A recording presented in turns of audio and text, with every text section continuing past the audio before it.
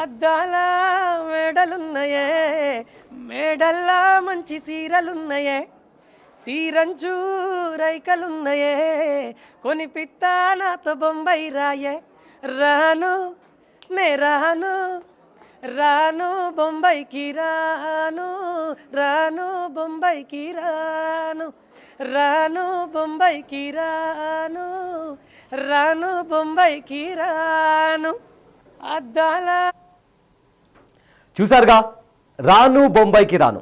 ఇప్పుడు ఎక్కడ విన్నా ఈ ఫోక్ సాంగే వినిపిస్తుంది. ఈ సాంగ్ తెలంగాణనే కాదు, ఏకంగా యూట్యూబ్ను షేక్ చేస్తుంది. భాష ప్రాంతంతో సంబంధం లేకుండా వరల్డ్ వైడ్గా దూసుకెళ్తోంది.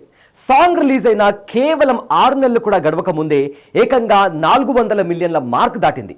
అతి తక్కువ సమయంలో అత్యంత వేగంగా 400 మిలియన్ వ్యూస్ సాధించిన ఫోక్ సాంగ్గా నిలిచింది. రాను బొంబాయికి రాను పాటకి ప్రపంచవ్యాప్తంగా అభిమానులు ఉన్నారు. ఇందుకు ఇటీవల హైదరాబాద్లో జరిగిన మిస్ వరల్డ్ పోటీల్లో కంటెస్టెంట్లు డాన్సులు చేయడం ఈ పాట ఎంతలా రీచ్ అయిందో అర్థం చేసుకోవచ్చు. ఈ పాటకి ప్రపంచవ్యాప్తంగా గుర్తింపు పొందడం తెలంగాణకే గర్వకారణం అంటున్నారు రాము రాథోడ్. ఈ అచీవ్మెంట్ మరెంతో మందికి ఇన్స్పిరేషన్గా నిలుస్తుందని అన్నారు. ఒక పాట, ఒక జానపదం పాట ప్రపంచ స్థాయిలో ఒక మంచి గుర్తింపు తెచ్చింది. అది నాకు గర్వకారణంగా ఉంది, మన యావత్ తెలంగాణకి గర్వకారణంగా ఉంటుంది. అండ్ మన మన తెలంగాణలో ఉన్న జానపద కళాకారులకు అందరికీ కూడా ఒక మంచి ఇన్స్పైర్ అది. అంటే మనం తలుచుకుంటే ఏదైనా చేయగలుగుతాం అనే దానికి నా పాట ఒక ఇన్స్పైర్గా రావడం నాకు చాలా హ్యాపీగా ఉంది. 4 నిమిషాల 31 సెకండ్ల పాటు ఉన్న ఈ సాంగ్ని రాము రాథోడ్ స్వయంగా రాసి పాడారు. రాము రాథోడ్తో పాటు లాస్య డాన్స్ కూడా ఆకట్టుకుంది. అందులో కొరియోగ్రఫీని కూడా తెగ మెచ్చుకుంటున్నారు నెటిజన్స్.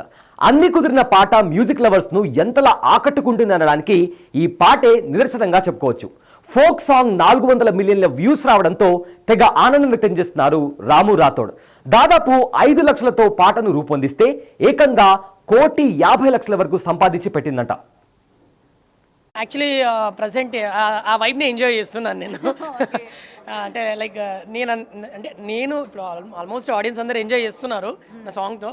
సో వాళ్ళ ఎంజాయ్మెంట్ని నా ఎంజాయ్మెంట్గా తీసుకొని నేను కూడా ఆ వైబ్ని ఎంజాయ్ చేస్తున్నానండి. ప్రజెంట్ అయితే నేను ఆర్టిస్ట్గా వేరే వేరే ఛానల్స్లో చేస్తున్నాను.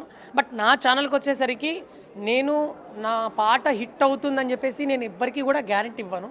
ఎందుకంటే ఏ పాట ఏ సాంగ్ జనాలకి అట్రాక్ట్ అవుతుందో తర్వాత ఎడిక్ట్ అవుతుందో తెలియదు. సో రాను బొంబాయికి రాను ఎడిక్ట్ అయిపోయింది అందరికీ. సో అలా మోస్ట్లీ నా నెక్స్ట్ సాంగ్స్ కూడా ఖచ్చితంగా అవుతుందని చెప్పేసి అయితే చెప్తాను.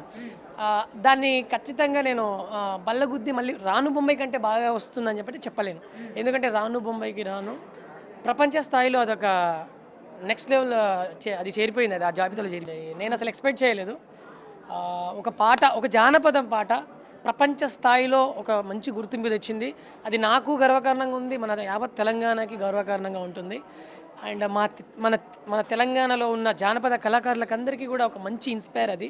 అంటే మనం తలుచుకుంటే ఏదైనా చేయగలుగుతాం అనే దానికి నా పాట ఒక ఇన్స్పైర్గా రావడం నాకు చాలా హ్యాపీగా ఉంది.